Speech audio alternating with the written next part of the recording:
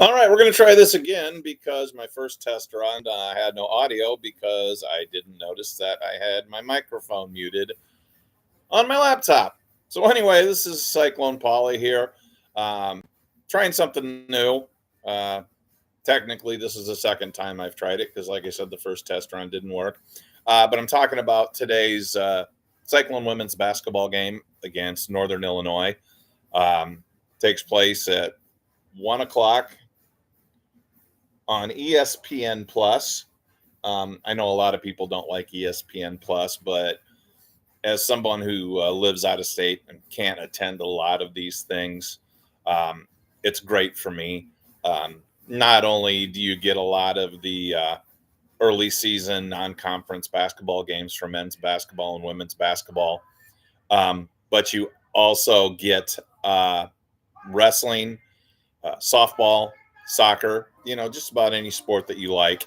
Obviously, you don't get a lot of golf, stuff like that, but who wants to watch golf, right? Unless it's the big guys.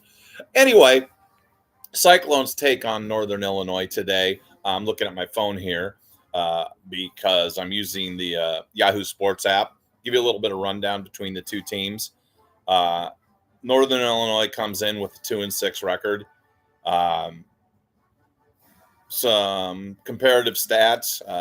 They're averaging 56.9 points per game.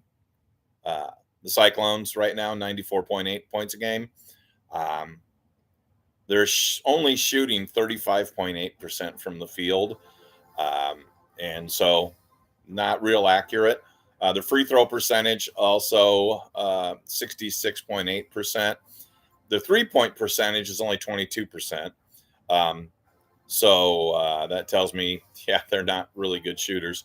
They're averaging 30.5 rebounds a game, averaging 9 assists a game. When I'm looking at this stat, Iowa State is currently averaging 23.1 assists per game. That's phenomenal. They're sharing the ball, and if you watch them, you see that. Averaging 15 and a half turnovers a game, and they've got an assist to turnover ratio of 0.6. So as fans who know what good point guard play looks like in basketball, that's not good. Um, they're averaging 2.5 blocks per game, well, 2.3 actually. So that's just a brief rundown of the stats, once again, according to my Yahoo Sports app.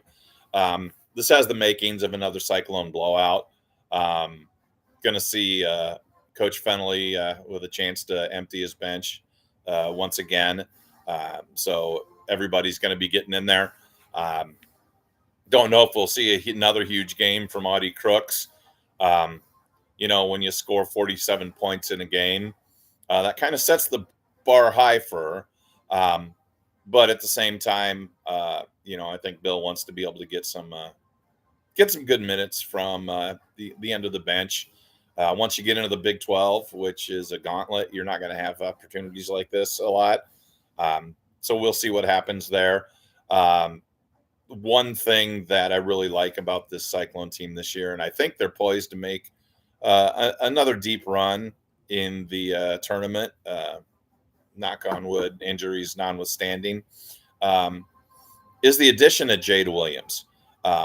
She brings everything that Emily Ryan brought to the Cyclones as far as point guard skills, but she's also got a couple of things going for her. One is a higher level of athleticism, and she's got an attitude too. Not that Emily didn't.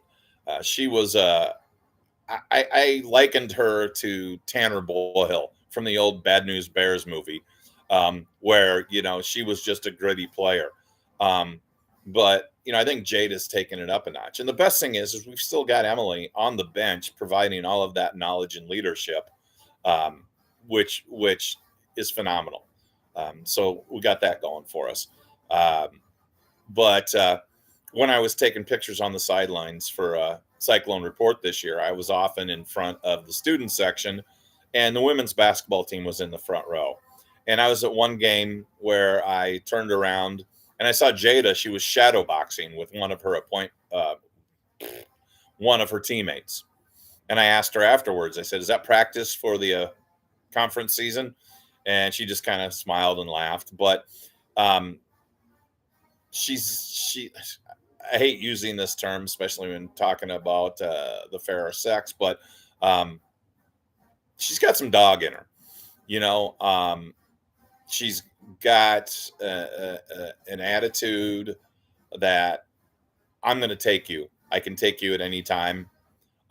She's a phenomenal passer. She's got a great outside shot. And I just think she's the addition to this team that when you got into some of the later rounds of the tournament, uh, Iowa State was lacking in that. We had good teams, good shooting teams, good athletic teams, but she brings a level, especially on the defensive end, to Cyclone basketball that honestly I don't think we've seen in a long time. So predicting a blowout here. I'm going to take some notes during the game and come back with my thoughts after the game. This is a live stream, but nobody's watching because I have 5 subscribers. I have no idea who they are. They're probably board members. But I am going to start posting this. If you do subscribe when I decide to do these things, and I'm not going to do them just for men's and women's basketball. I'm going to try and do them for wrestling meets when I can. I have watched wrestling for a long time, but you're not going to get technical analysis out of me. There's a chat that's available here, so we can chat together after the games and share our thoughts. And we'll just go from there. But like I said, I'm predicting a fairly easy win for the Cyclones today.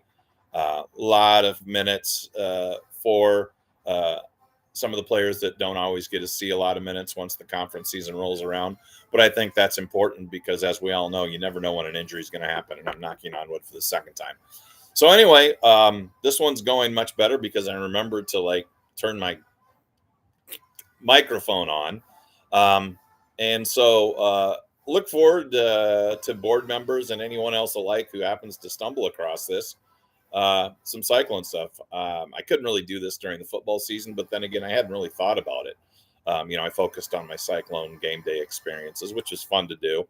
But anyway, and this being Sunday, December 12th, or now December 7th, a day that will live in infamy. The Bears are playing the Packers today. So I'm going to end this up. Go Bears. Thanks, everybody. Have a good one.